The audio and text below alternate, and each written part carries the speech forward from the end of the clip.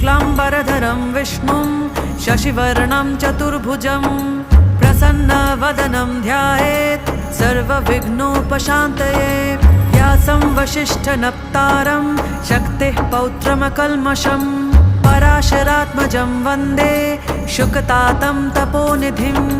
व्यासाय विष्णुरूपाय व्यासरूपाय विष्णवे नमो वै ब्रह्मनिधये वासिष्ठाय नमो नमः।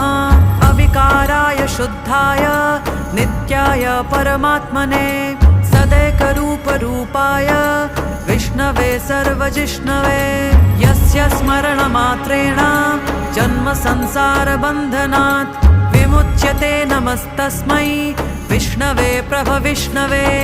ॐ नमो विष्णवे प्रभविष्णवे। श्रीवैशम्पायन उवाच श्रुत्वा धर्म